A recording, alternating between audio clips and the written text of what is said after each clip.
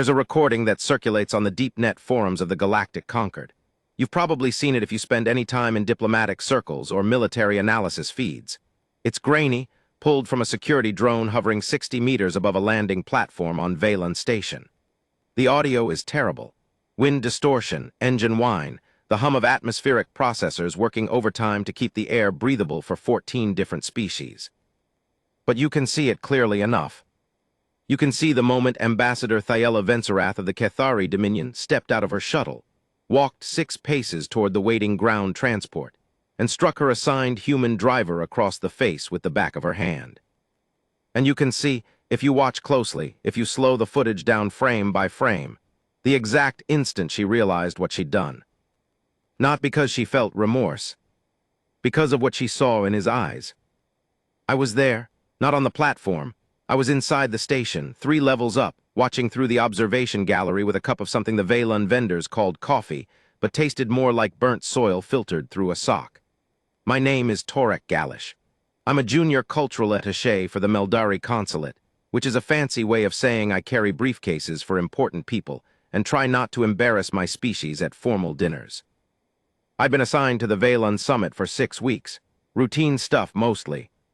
Trade route renegotiations, mineral rights disputes, the usual grind of keeping 57 spacefaring civilizations from stepping on each other's territorial boundaries. The kind of work that sounds exciting until you realize it's 90% waiting in corridors and 10% trying to stay awake during presentations about tariff structures. But this summit was different. Everyone knew it. Everyone felt it. Because the humans had been invited. Not as observers, not as probationary guests with restricted access and minder escorts the way they'd attended the last 4 summits. This time they had a full delegation, voting rights, a seat at the table, ambassador credentials. And it was making a lot of people very, very uncomfortable. You have to understand what the galaxy thought about humans at that point. I mean what they really thought, not the diplomatic language, not the carefully worded communiques about valued emerging partners and promising integration trajectories. I'm talking about what species said behind closed doors, in private channels, in the whispered conversations at state dinners when they thought no one from Earth's delegation was within earshot. They were afraid. Not the kind of fear you feel when a predator enters the room, though there was that too. It was more subtle, more institutional. The kind of fear that comes from watching something you don't understand rise faster than your models predicted. Humans had been part of the galactic community for less than 40 standard cycles. That's nothing. The Cathari had been spacefaring for 12,000 cycles. The Meldari, my people, had been charting stars for 8,000. Even the youngest established species in the Concord had centuries of interstellar history behind them. Humans had gone from chemical rockets to FTL capability in what felt like an afternoon. They'd been formally contacted, inducted into the Concord's preliminary integration program, and then, before anyone could quite figure out how, they were everywhere. Trade routes, research stations, colony worlds, military consulting contracts. They spread like something organic, like a root system working through soil. Quiet at first. Then suddenly you looked around and realized they were load-bearing. But it was their biology that truly unsettled people. Earth was classified as a Category 7 Deathworld. That designation alone should tell you something. The Galactic Hazard Index goes from 1 to 10. Most inhabited worlds cluster between 2 and 4. A Category 5 is considered extreme. A Category 6 is the kind of planet where survey teams wear full environmental suits and carry emergency extraction beacons. Category 7 meant that Earth's environment actively tried to kill its own inhabitants through multiple simultaneous vectors. Seismic instability, predatory megafauna, toxic plant life, bacterial and viral pathogens that mutated faster than most species' immune systems could adapt, ultraviolet radiation from an insufficiently filtered star, and weather systems violent enough to flatten structures. The fact that humans had not only survived on this planet but thrived, had built civilizations, gone to war with each other for fun, and then decided to reach for the stars anyway, was considered somewhere between deeply impressive and profoundly disturbing, depending on who you asked. I'd met a few humans before. They seemed normal, friendly, even a little loud. They laughed too easily and stood too close and made eye contact for uncomfortably long stretches, but nothing that prepared you for the reality of what they were if you pushed them. Most people in the Concord had never seen a human pushed. Ambassador Venserath was about to change that. The Cathari are, to put it diplomatically, difficult. I should be more specific. The Cathari Dominion is one of the oldest and most powerful political entities in the galactic arm. They control something like 14% of charted space. Their military is the third largest in the Concord. Their economy is vast, their technology is mature, and their cultural influence extends into nearly every corner of civilized space. They're also, and I say this with the full diplomatic training of my consulate behind me, insufferably arrogant. It's not malicious exactly, it's structural. The Cathari evolved on a low-gravity world with mild seasons, abundant food, and almost no natural predators. Their entire evolutionary history is one of comfort. They developed intelligence not through survival pressure, but through social competition. Status games, artistic rivalry, elaborate dominance hierarchies based on lineage and aesthetic achievement. They're tall, graceful, beautiful by most species standards, long limbs, skin that shifts color with mood, voices that carry harmonic overtones most ears find pleasant. They move like dancers, even when they're just walking to a meeting. And they genuinely believe, not as ideology but as something closer to biological instinct, that they are the pinnacle of civilized life. This belief expresses itself in ways that range from mildly annoying to genuinely dangerous. A Cathari diplomat might spend 15 minutes explaining to you why your species' art lacks resonant depth. A Cathari military commander might refuse to coordinate with Allied forces because the Allied species' tactical doctrines were aesthetically incoherent. And a Cathari ambassador, arriving at a major diplomatic summit and finding that her assigned driver was a member of a species she considered barely above animal classification. Well, you can probably fill in the gap yourself. His name was Corporal Jonas Riker. I learned that later, after everything happened. At the time, he was just a figure on the landing platform, a human male in the dark blue dress uniform of Earth's Diplomatic Security Corps, standing beside a polished ground transport with his hands clasped behind his back, and his posture so straight you could have used him as a surveyor's reference line. He wasn't large by human standards. I've seen bigger ones, but there was something about the way he occupied space that made you look twice. He stood like he'd been planted there, like moving him would require machinery. Venserath's shuttle set down with the whisper-quiet precision of Cathari engineering. The ramp extended. Her entourage emerged first, 4 attendants in flowing chromatic robes, 2 security personnel in light armor, and a protocol officer carrying a data tablet the size of my torso. Then Venserath herself. She was striking, even by Cathari standards. Nearly 2 meters tall, her skin cycling through shades of deep indigo and silver, her movements so fluid they seemed choreographed. She wore ceremonial diplomatic vestments, layers of shimmering fabric that responded to her body's electromagnetic field, shifting and rippling with every step. She walked toward the transport. Riker stepped forward and opened the rear door, one arm extended in the standard escort gesture he'd probably been briefed on during the pre-summit orientation. Textbook, precise, respectful. Venserath stopped. She looked at him. I could see it from 60 meters up and 3 levels away, that particular tilt of a Cathari head, the slight backward lean, the way her skin flushed a shade darker, disgust, in Cathari chromatic language. Her protocol officer leaned in and whispered something, probably the briefing note, probably the explanation that the human was her assigned driver for the duration of the summit, that it was a standard security arrangement, that Earth's delegation had specifically requested their personnel be integrated into the logistical framework as part of their new full-member status. Venserath listened. Then she turned to Riker, said something I couldn't hear from my vantage point, and struck him across the face. Now, let me explain why this was a much bigger deal than it might sound. Among the Cathari, a corrective strike from a superior to a subordinate is a recognized social gesture. It communicates displeasure, establishes hierarchy, and in their cultural framework is actually considered less aggressive than a verbal reprimand. Words carry weight in Cathari society. A spoken criticism lingers, damages reputation, and becomes part of the social record. A physical correction is immediate, contained, and forgotten. Venserath probably believed she was being restrained, measured, even polite by her own standards.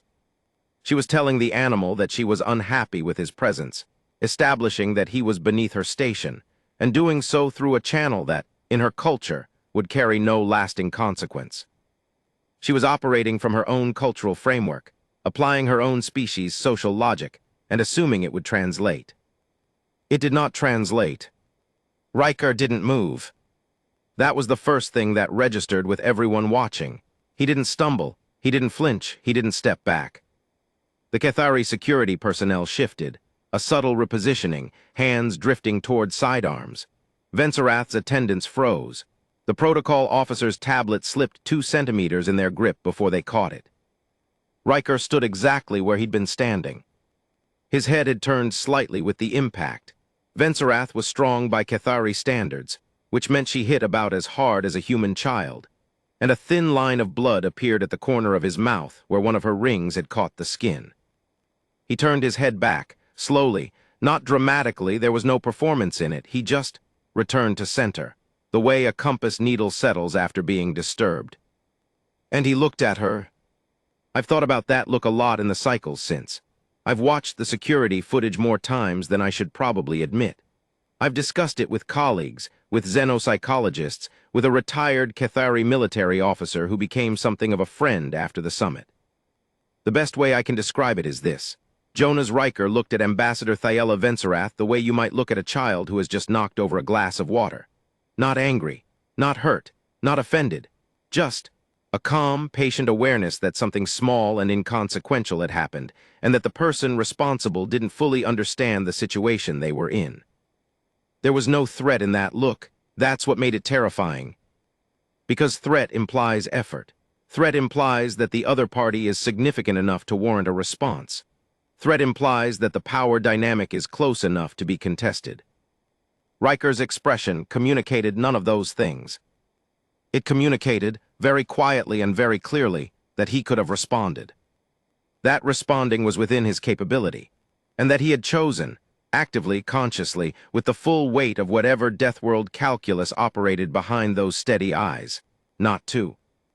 Venserath's skin went pale, almost white. I'd never seen a Cathari lose color that quickly. He opened the door wider. "Ambassador," he said, his voice was even, measured. No tremor, no strain. "Your transport is ready. We have a 17-minute drive to the diplomatic quarter. I'm told the route passes through the station's arboretum level, which has been praised by several delegations for its aesthetic qualities. I thought you might enjoy the scenic approach." That was it. That was his entire response to being struck in the face by a foreign dignitary. A recommendation about the scenic route. The ride to the diplomatic quarter took exactly 17 minutes, as promised. I know this because I ran, literally ran, abandoning my terrible coffee and nearly colliding with a Brevany trade delegate in the corridor, down to the diplomatic quarters arrival bay to watch the transport come in. I wasn't the only one. Word travels fast in a summit environment. By the time Riker's transport glided to a stop at the designated drop-off point, there were at least 30 staffers from various delegations finding extremely transparent excuses to be in the vicinity. The door opened, Venserath emerged. She looked different, not physically. Her vestments were still immaculate, her posture still regal, her chromatic display still cycling through the precise shades of diplomatic authority. But something behind her eyes had shifted. Something had happened during that 17-minute drive that I wasn't privy to. She paused at the door, turned back toward Riker, who was still seated in the driver's compartment, hands on the guidance controls, eyes forward. She said something, quiet, almost inaudible even to the nearby security drones. The audio analysts pulled it apart later, ran it through harmonic filters, stripped the engine noise, and isolated her voice. She said, "What are you?" Not who, not what species, or what rank. "What are you?" Riker glanced at her in the rear display. His expression hadn't changed from the platform, that same steady, unreadable patience. "I'm your driver, Ambassador," he said. "I'll be here at 700 tomorrow for your first session. The scenic route again, if you'd like." That evening I did something I probably shouldn't have. I accessed the Concord's diplomatic personnel database. I had clearance, technically, though my supervisor would have questioned my reasons and pulled Jonas Riker's file. It was surprisingly thin. Humans were still new enough to the Conquered that their personnel records hadn't been fully integrated into the standard biographical framework. But what was there painted a picture? Jonas Riker, age 31 standard Earth years, born in a region called Montana, which I looked up and discovered was a large, sparsely populated territory in Earth's northern hemisphere, characterized by extreme temperature variations, mountainous terrain, and an abundance of large predatory animals. He'd served in Earth's military for 12 years, ground forces, something called the Rangers, which the database cross-referenced to a classification of elite light infantry specializing in extended operations in hostile environments. His service record listed deployments to 3 conflict zones and 2 disaster relief operations. The specifics were redacted, military intelligence restrictions, but the decorations weren't. He'd been awarded several commendations for valor. One of them, designated with a small star icon I didn't recognize, apparently required a review by Earth's highest military authority. He'd transferred to the Diplomatic Security Corps 2 years ago. His evaluation reports were brief and consistent. Exemplary conduct, exceptional situational awareness, recommended for high-sensitivity assignments. The file included a medical summary, standard biometrics required for interspecies compatibility assessments. I read through them with the idle curiosity of someone who'd never really examined human physiology in detail. I wished I hadn't. Resting heart rate, 52 beats per minute. Under stress, capable of sustaining 180 for extended periods. Bone density, 3 times the galactic median for bipedal species. Muscle fiber composition, a blend of what the report called fast-twitch and slow-twitch configurations, providing both explosive power and sustained endurance. Pain threshold, unquantifiable by standard Conquered metrics, with a note that humans possess the ability to consciously suppress pain responses through a neurological mechanism the medical team described as not fully understood. Bite force, enough to crush the bones of most Conquered species. Grip strength, enough to deform light structural metals. Sprint speed, competitive with several species classified as pursuit predators. And then a line at the bottom that I stared at for a long time. Subject demonstrates full predatory binocular vision. Forward-facing eyes indicate evolutionary history as an apex pursuit predator. Cultural and social conditioning has redirected predatory instincts toward cooperative and protective behavior. Recommend standard Deathworld personnel protocols for all interspecies interactions. I closed the file and sat in my quarters for a while, thinking about the look on Riker's face when Venserath hit him. That calm, patient, unhurried look. The look of something that had decided not to hunt. The summit's first formal session convened the next morning in Valon Station's Grand Assembly Chamber, a vast circular room with tiered seating arranged in concentric rings around a central speaking platform. The acoustics were engineered so that a whisper at the podium could be heard clearly in the uppermost row. The lighting shifted to complement whatever species was speaking, adjusting spectrum and intensity in real time. I was seated in the Meldari section, 3rd row, with my briefcase on my lap and my data tablet ready for note-taking. The chamber was full. 57 delegations, plus observers, plus support staff, plus security details positioned at every entrance and along the upper galleries. The human delegation occupied a section on the eastern arc. There were 12 of them, a mix of diplomats in civilian formal wear and security personnel in those dark blue uniforms. They sat upright, attentive, and remarkably still compared to most species in the room. I noticed Riker. He was standing, not sitting, at the back of the human section against the wall, his hands clasped behind his back in that same posture I'd seen on the platform. He wasn't assigned to the chamber. Drivers didn't attend formal sessions, but there he was watching. Venserath entered with her full entourage. She took her seat in the Cathari section, directly across the chamber from the humans. I watched her settle into her chair, arrange her vestments, activate her translation feed. And I watched her eyes drift, almost against her will, to where Riker was standing. She looked away quickly, too quickly. The morning session dealt with mineral extraction rights in the Tobin Corridor, a stretch of unclaimed space rich in rare elements that 7 different species wanted access to. It was contentious, but manageable. The kind of dispute that could be resolved through quota systems and rotating access schedules. The human's lead diplomat, a woman named Ambassador Lena Vasquez, spoke briefly during the open floor portion. She was good, measured, clear, well-prepared. She proposed a framework that was elegant in its simplicity, a shared extraction cooperative with proportional distribution based on logistical contribution rather than territorial proximity. Several delegations liked it. The Cathari delegation did not. Venserath requested the floor.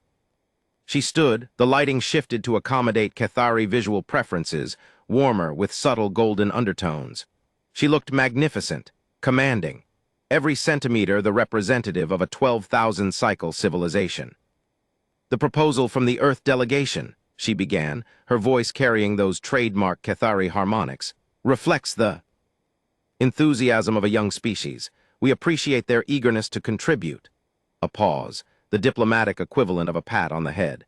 However, the Tobin Corridor's resource distribution requires the guidance of experienced hands. The Cathari Dominion has managed extraction operations of this scale for millennia. We suggest that the cooperative model be administered under Cathari oversight, with junior species. She did not look at the human delegation, which was itself a statement. Serving in advisory capacities until they have demonstrated sufficient operational maturity. It was a power play, transparent, predictable, and executed with the kind of smooth condescension that the Cathari had elevated to an art form. Vasquez didn't react. She made a note on her tablet, nodded politely. But I saw something else. At the back of the human section, Riker's jaw tightened, just slightly. A micro-expression gone in less than a second. Most species in the room wouldn't have caught it. I almost didn't catch it myself. He didn't move, he didn't speak. He just stood there, a soldier in a room full of politicians, and let the moment pass through him like weather. The summit broke for midday recess. Delegates filtered out of the chamber in clusters, heading for dining halls and private meeting rooms and the various lounges scattered throughout the station's diplomatic quarter. I was walking toward the Meldari dining area when I saw something that made me stop. Venserath was standing in the corridor outside the chamber, alone. Her entourage had moved ahead. She'd waved them on, apparently, and she was standing near a viewing window that looked out over Valon Station's exterior docking array. Riker was walking toward her. Not approaching, walking, moving through the corridor on whatever errand or route had brought him this way. He saw her, she saw him. The corridor was wide enough that they could have passed without interaction with meters to spare. Venserath stepped into his path. I slowed my walk, found a reason to examine a directory panel on the wall, tried very hard to look like I wasn't eavesdropping. Corporal Riker, Venserath said. Ambassador, I have been reading about your world. A pause, many people do after meeting one of us. Your planet, this. Earth, she said the word like she was tasting something unfamiliar. The database classifies it as Category 7. Yes, ma'am. I did not know what that meant before today. Her skin was shifting, slow, uncertain cycles of color that I'd never seen on a Cathari before. It wasn't discussed this time. It was something else. Something closer to the chromatic pattern associated with reassessment. Your oceans contain predators that can swallow a Cathari transport vessel. Your atmosphere generates storms that would be classified as planetary-scale weapons events under conquered hazard protocols. Your ground is unstable. Your sun bombards your surface with radiation. Yes, ma'am. And yet you live there, you evolved there, you thrived there. A beat. You fight each other there. We have historically. For resources. Sometimes for ideas. Sometimes for reasons that don't make much sense in retrospect. Venserath was quiet for a moment. I could see her reflection in the viewing window. Her expression was strange, open in a way that Cathari expressions rarely are. When I struck you, she said, on the platform. Yes, ma'am. You did not react. No, ma'am. Why? Riker considered this. He didn't rush the answer. He stood there in the corridor, this unremarkable-looking human in a blue uniform, and he thought about it with the same unhurried patience he'd shown on the landing platform. Because you didn't mean it, he said finally. Not the way I would have meant it. You were operating from your frame. Your social structure. In your world, that gesture has a specific meaning and a limited scope. It wasn't an attack, it was a miscommunication. And if it had been an attack? Another pause, longer this time. Then we'd be having a very different conversation, Ambassador. The corridor felt smaller suddenly, not because Riker had moved or raised his voice or changed his posture in any way. He hadn't. He was standing exactly as he'd been standing, calm, professional, hands at his sides, expression neutral. But something had shifted in the air, something old and quiet and heavy, like the barometric pressure dropping before a storm on a world that knew what storms really meant. Venserath's skin went pale again, that same rapid loss of color I'd seen on the platform. And then Riker smiled, small, warm, genuine. But it wasn't an attack, he said. So here we are, 700 tomorrow. Venserath stared at him for 3 full seconds. The scenic route, she said quietly. Yes, ma'am. He walked past her and continued down the corridor, unhurried, steady, his footsteps barely making a sound on the station's composite flooring. Venserath stood by the window for a long time after he left. Over the next several days, I watched things change. Not dramatically, not in the obvious ways that make good stories at diplomatic receptions. The shifts were subtle, incremental, the kind of thing you'd miss if you weren't paying attention. But I was paying attention. Venserath began requesting Riker, specifically for all her transport needs. Not just the morning drive to sessions, everything. Shuttles to off-site meetings, ground transport to the station's cultural exhibition halls, even short trips between buildings that most delegates handled on foot. Her staff noticed. The Cathari protocol officer, a nervous individual named Kelly's, mentioned it to one of my colleagues in the dining hall, in that carefully indirect way that diplomats use when they're confused but don't want to admit it. The ambassador has developed a logistical preference, Kelly said, their skin flickering with shades of perplexity. She has specifically requested the Terran driver for all transport assignments. This is unusual. Unusual was an understatement.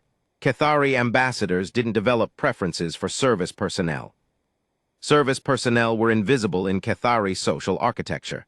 They were furniture, functional, necessary, unworthy of individual recognition. For Venserath to specifically request a particular driver, and a human driver, at that, was roughly equivalent to a Cathari admiral requesting a particular janitor by name. Something was happening. I saw the next significant moment 4 days into the summit. I was in the Arboretum, the same one Riker had mentioned on the first day, the scenic route through living greenery and artificial sunlight that had become, apparently, a regular feature of Venserath's daily commute. I was there because it was the one place on the station that reminded me of open sky, and after 4 days of windowless conference rooms, I needed something that didn't look like brushed metal. The transport came through on its usual route. I was sitting on a bench beneath something the station's botanical team had labeled Earth Oak Quercus robber, and I could see through the vehicle's side window as it passed. Venserath was talking, not giving instructions, not issuing commands, talking. Her hands were moving in the animated way Cathari use when they're engaged in genuine conversation rather than formal discourse. Her skin was cycling through warm tones, amber, soft gold, pale rose, the chromatic signature of interest, comfort, enjoyment. Riker was driving. I couldn't see his face from my angle, but his posture had changed from the rigid formality of the first day.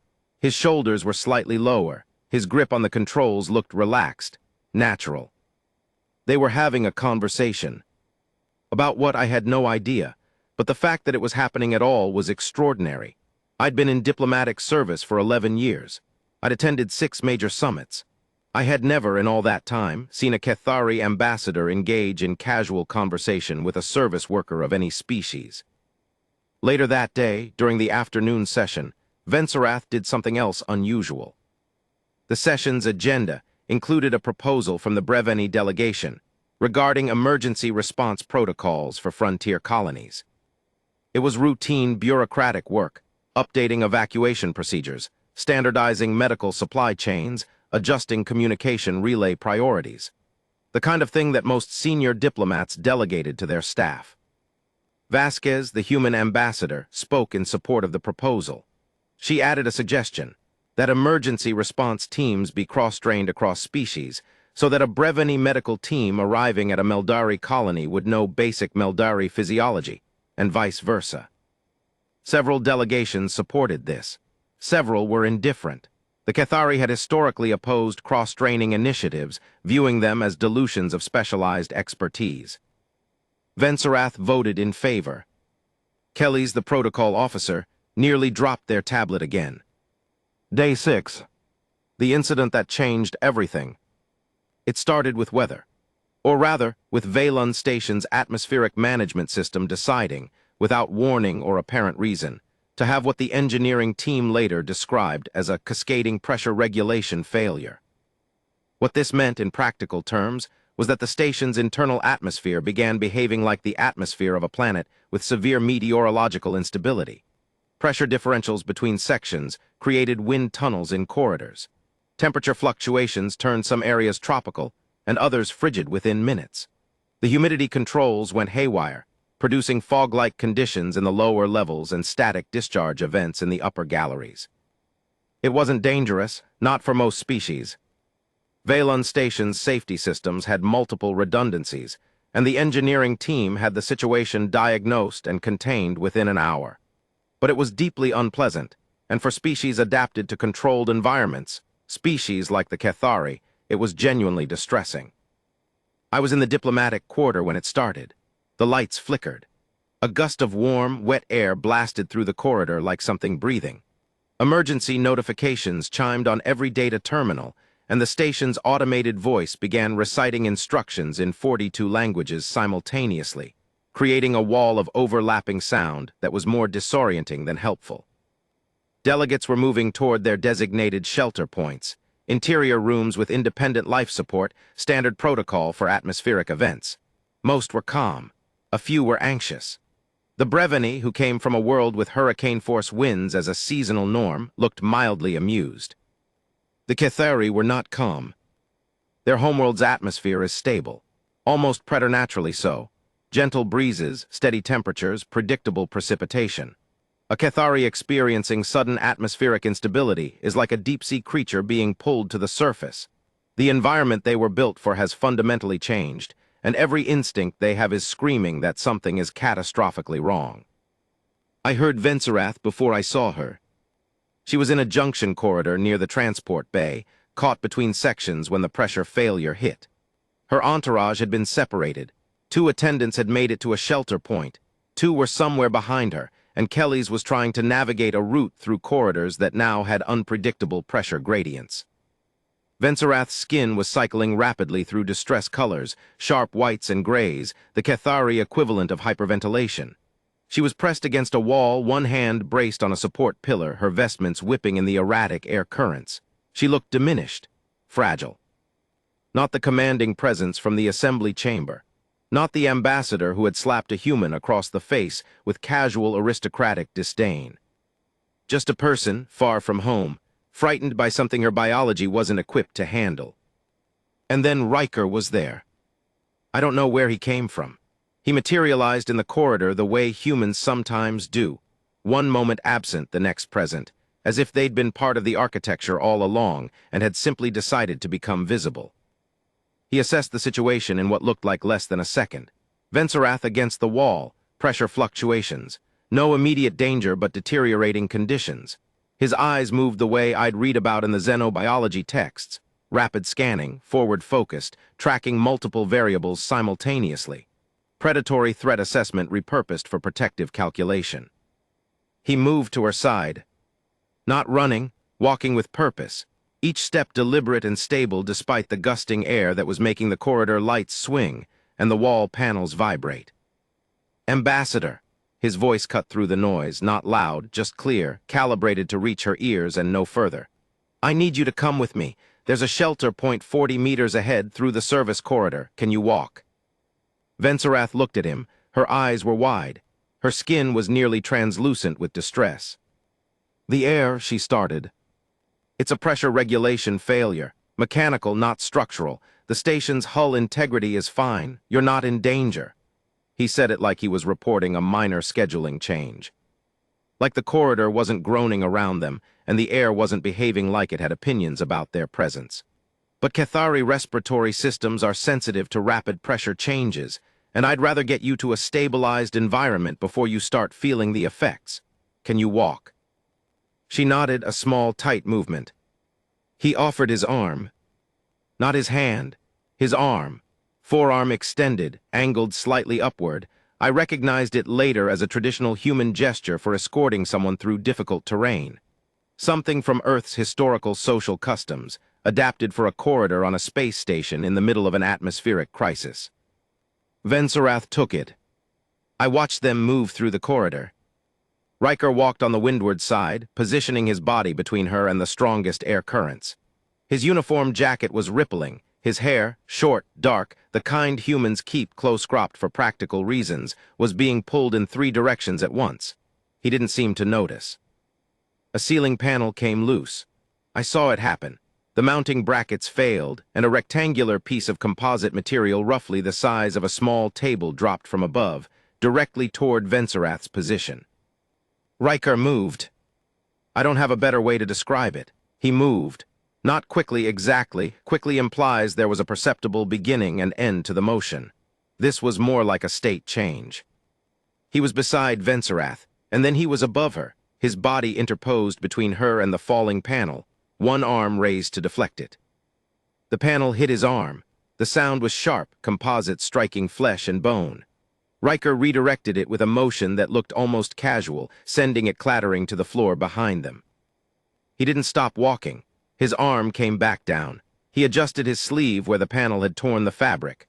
A bruise was already forming on his forearm, a dark discoloration spreading under his skin with surprising speed. "Loose panel," he said, as if she hadn't noticed. "Station maintenance will want to hear about that." Venserath stared at his arm, at the bruise, at the torn fabric. "You're injured," she said. "I'm fine. That panel weighed about 12 kilos. I've been hit harder by hail." A pause. "That's frozen rain. On Earth, the sky occasionally throws rocks at you, small ones usually." She made a sound that might have been a laugh if it hadn't been tangled up in shock and residual fear. A strange, choked, involuntary sound that I'd never heard from a Cathari before. They reached the shelter point. Riker keyed the door. It opened to reveal a small room with independent air circulation, stable temperature, and soft lighting, designed exactly for this scenario. He guided her inside, checked the room's atmospheric readings on the wall panel, adjusted the temperature 3 degrees warmer, Cathari preference, I realized. He'd memorized her species' comfort parameters. "Sit here," he said, indicating a bench along the wall. "The engineering team has the failure isolated, should be resolved within the hour. I'll wait outside." "Stay." The word came out fast, unpolished, none of the diplomatic gloss that usually coded Cathari's speech. Riker looked at her, that steady, patient gaze. "Of course, Ambassador." He sat down on the floor, not the bench, the floor, beside the door, cross-legged, hands resting on his knees, positioned between her and the only entrance I noted, not sitting with her as an equal, sitting guard. The distinction mattered. Even in that moment, even frightened and off balance and stripped of her usual composure, Venserath recognized it. I could see it in the way her skin slowly, began cycling back from distress whites toward warmer, more stable tones. He wasn't claiming proximity. He wasn't inserting himself into her space. He was placing himself between her and whatever might come through that door, and he was doing it as naturally as breathing. She was quiet for a long time. Then she said, "On my world we do not have weather, not in the way that word seems to mean for other species. Our atmosphere is managed, controlled. It has been for 6,000 cycles." "That sounds peaceful." It is orderly, predictable, beautiful." She paused. "It is also, I am beginning to understand, the reason my people do not comprehend yours." Riker didn't respond. He waited. The human patience I'd been observing all week, that unhurried willingness to let silence carry its own weight. "We built our civilization in comfort," Venserath continued. "We shaped our world to suit ourselves before we ever left it. We reached the stars from a place of security, of aesthetic ambition, of social refinement." Her voice was quieter now, reflective. The harmonics had smoothed into something raw and unperformed. Your people reached the stars from a place of survival. Your world was trying to kill you every day, and you refused to die. We're stubborn that way. It is not stubbornness. I thought it was at first. I read the briefings before the summit. Young species, aggressive, unpredictable, dangerous. I came here prepared to manage you the way I would manage any junior delegation, with authority and corrective guidance. She looked at her own hands. I struck you, Corporal. I struck you in front of your colleagues and mine, in front of security drones that recorded every moment. Yes, ma'am. And you offered me the scenic route. It's a nice route. Another almost laugh, closer to real this time. Her skin flushed a shade of amber that I'd never seen paired with the conversation's emotional register, warm, unguarded, something adjacent to affection. Why, she asked. Why didn't you respond? I've read what your body is capable of. Your personnel file, yes, I accessed it, don't look surprised, lists you as trained in close quarters combat. Your reflexes, your strength, your pain tolerance. You could have broken my arm before my security team finished drawing their weapons. Riker was quiet for a moment. Probably, he said, not boasting, just acknowledging a fact the way you'd acknowledge that water is wet. But that's not the job. The job... Ambassador, I grew up on a Deathworld. Every organism on my planet is optimized for violence. The predators, the prey, the plants, the weather, even the microorganisms. We're soaked in it. Violence is our inheritance. It's in our muscles and our bones and our reflexes and the shape of our eyes. He looked at her, directly. Those forward-facing predators' eyes that the medical report had noted with clinical precision. The whole point, he said, is choosing when not to use it. Vensorath didn't speak. That's what makes us human, not the strength, not the endurance, not the fact that we can survive atmospheres that would kill most species or shake off injuries that would put others in medical stasis. It's the choice. Every day, every interaction, every moment, we're choosing. We could be the most dangerous thing in any room we walk into. We usually are. And we choose to open doors and recommend scenic routes and sit on the floor outside shelter rooms because that's the version of ourselves we decided to be. He paused. You didn't hurt me on that platform, Ambassador. Not physically, that's obvious, but not emotionally either, because I understood what you were doing. You were afraid of something you didn't understand, and you responded the way your culture taught you to respond. With dominance, with correction. It's not my framework, but I can recognize it. And now you're sitting in a shelter room on a malfunctioning space station, having a conversation with the driver you hit, and you're asking questions instead of giving orders. He shrugged, one shoulder. A very human gesture, casual, uncalculated, genuine. Seems like progress to me. The atmospheric failure was resolved 47 minutes later. Riker walked Vensorath back to her quarters. He inspected the route ahead of them, checked every junction for loose panels or residual pressure gradients, and delivered her to her door without incident. She paused at the threshold. Corporal, Ambassador, tomorrow's session, the vote on the Tobin Corridor proposal. Yes, ma'am. I believe I may reconsider the Dominion's position.